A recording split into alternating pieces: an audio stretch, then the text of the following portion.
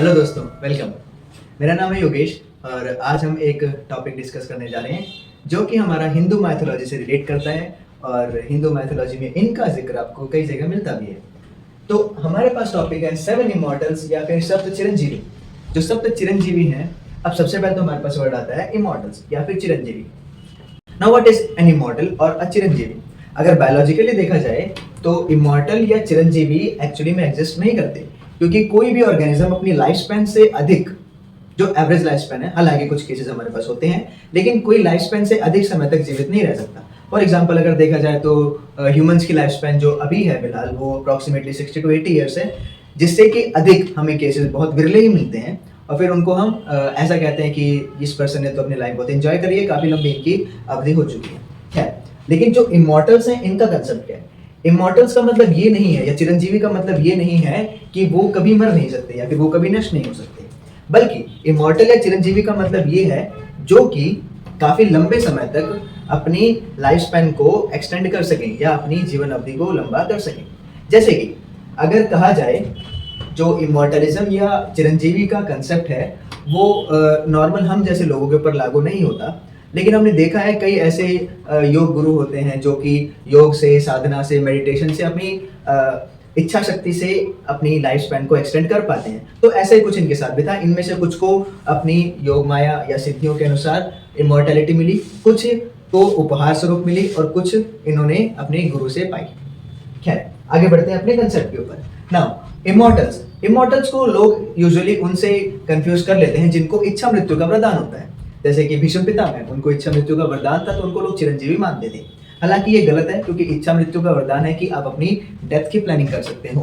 लेकिन इमॉर्टल्स का मतलब क्या है? वो जीव जो कि ब्रह्मा की कुछ घंटे, कुछ मनवंतर, कुछ युग, कुछ महायुग या पूरा एक दिन भी सर्वाइव कर जाए।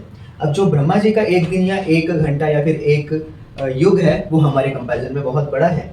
इसको कहते हैं हम टाइम डायलेशन, जो कि आइंस्टीन ने अपनी थ्योरी ऑफ रिलेटिविटी में एक्सप्लेन भी किया था। खैर, चलते हैं थोड़ा सा इमॉर्टलिज्म के ऊपर। तो हमारे पास टोटल हिंदू माइथोलॉजी में वैसे तो बहुत सारे चिरंजीवीज हैं, लेकिन 7 इनके अंदर मेन चिरंजीवीज माने जाते हैं। हालांकि एक और हैं 8वें चिरंजीवी, उनका कंसेप्ट साउथ इंडिया में ज्यादा मिलता है, नॉर्थ इंडिया में वो थोड़े कम फेमस है। खैर, अब राजा बली का नाम काफी लोगों ने नहीं सुना होता, या फिर आप लोगों ने भी शायद ही कभी सुना हो, लेकिन इनके दादा राक्षसराज हिरण्यकशिपु, उनका नाम तकरीबन हर एक इंसान ने सुना होगा। हिरण्यकशिपु के जो बेटे थे उनका नाम था महाराज प्रहलाद या प्रहलाद महाराज। प्रहलाद महाराज के बेटे थे राजा बलि, राक्षस राज थे लेकिन बहुत बुद्धिमान और बहुत ही ज्यादा ताकतवर राजा थे, प्रतापी राजा थे।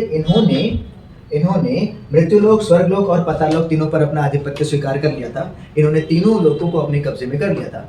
अब जब ऐसा कुछ केस होता है, जब तीनों लोकों के या फिर और भी लोगों के जब बैलेंस को डिस्टर्बेंस होती है, तो भगवान विष्णु अवतार लेते हैं। भगवान विष्णु ने वामन अवतार लिया और 3 पग भूमि में तीसरे पग को राजा बलि के सर पे रख के उनको पाताल लोक में धसा दिया। पाताल लोक में धसने के बाद में इन्होंने भगवान विष्णु से बोला, या वामन अवतार से बोला कि मैं यहाँ पर अब कब तक रहूंगा? तो भगवान विष्णु ने कहा कि आपकी समय अवधि मैं लंबी कर देता हूँ, क्योंकि आपने मेरी काफी बात को सहज ही माना है। तो उनकी अवधि को इन्होंने चिरंजीवी काल तक लगभग बढ़ा दिया। तो इनका अभी पाताल लोक पर राज है और ये अभी भी चिरंजीवी हैं। दूसरे हैं हमारे पास राजा विभीषण। इनको आप सब लोग जानते होंगे। इनके ऊपर एक मुहावरा भी बनता है कि भाई हो लेकिन विभीषण जैसा ना हो। परंतु विभीषण बहुत बुद्धिमान थे, हालांकि इन्होंने अपने भाई का साथ नहीं दिया, महाराज रावण का साथ नहीं दिया, क्योंकि वो अधर्मी राजा थे, ये धर्म के पक्ष में थे, ये भगवान राम का गुणगान करते थे। तो राजा विभीषण जब रावण की मृत्यु हुई, उसके बाद में भगवान राम ने इनको श्रीलंका का राजा बनाया। उस समय उसको लंका कहा जाता था। तो लंका का राजा बनाने के बाद में इनको भी चिरंजीवी होने का वरदान दिया था कि आप भी यहाँ पर राम नाम और धर्म को बढ़ाते रहेंगे। तो ये भी चिरंजीवी हैं।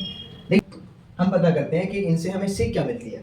सबसे पहले राजा बलि को जब हमने स्टडी किया तो ये जाना कि राजा बलि थे तो बहुत प्रतापी राजा, लेकिन स्टिल उनको भी अपने से बड़े का सामना करना पड़ा।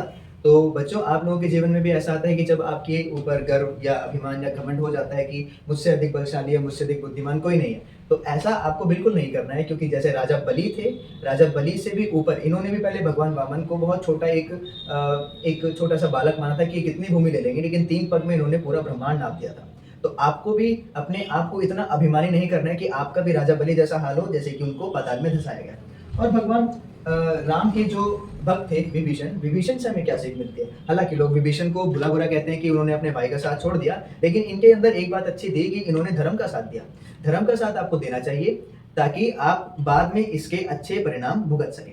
चलते हैं हमारे अगले चिरंजीवी की ओर, जिनका नाम है वेद व्यास। अब वेद व्यास जी के ऊपर काफ़ी रिसर्च की गई है, क्योंकि वेद व्यास जी बहुत ही ज़्यादा बुद्धिमान संत थे। वेद व्यास जी भी भगवान विष्णु के ही एक अवतार हैं, लेकिन ये अंश अवतार हैं। इसीलिए हम इनको इनके मेन अवतारों में नहीं जानते। भगवान विष्णु के मेन 10 अवतारों में इन्हें नहीं जानते हैं। किंतु वेद व्यास जी जो थे, ये बहुत बुद्धिमान थे, इनके अंदर अथाह ज्ञान था। ये काफ़ी ज़्यादा अपने अंदर नॉलेज गेन कर चुके थे कि इनको महाभारत लिखते समय गणेश जी की सहायता लेनी पड़ी, क्योंकि भगवान वेद व्यास ने अपने अंदर बहुत ज्ञान संजो के रखा था कि इनको महाभारत मुँह ज़बानी आती। तो जब इनको लिखने का मौका मिला तो इन्होंने भगवान गणेश को बोला कि आप लिखें और मैं आपको डिक्टेट करता जाऊँगा। तो इनसे हमें ये सीख मिलती है कि अगर आपको ज्ञान पता भी हो, तो भी आपको उसको इस तरीके से अपने अंदर संजो के रखना है कि कभी पूछने पर आप उसको अच्छे से प्रेज़ेंट कर पाएँ। तो ज्ञान को अर्जित करना एक चीज़ है और ज्ञान का उपयोग और ज्ञान को बताना एक और चीज़। तो आप ज्ञान सँजोए, अच्छी बात है, लेकिन ज्ञान सँजोने के साथ-साथ आप उनको बताएँ भी। ये सीख मैं अपने काफ़ी सारे स्टूडेंट्स को देता हूँ कि अगर आप किसी चीज़ को रिपीट करेंगे किसी दूसरे स्टूडेंट के आगे, आप उसको समझाएँगे, तो आपका ज्ञान बढ़ता है। आप बच्चे सोचते होंगे कि हम टीचर्स को इतना सारा याद कैसे रहता है? तो इसका सिर्फ़ एक ही रूल है कि हम उस चीज़ को इतनी बार लोगों को बताते हैं। हम कभी भी किसी को डाउट बताने में क्यों नहीं हिचकिचाते? कोई भी हमसे कभी कंसेप्ट पूछता है, तो हम क्यों नहीं हिचकिचाते? क्योंकि जितनी बार हम उनको बताएँगे, उतना ही हमारा रिवाइज़ होगा। रिवाइज़ होने से ज्ञान बढ़ता है।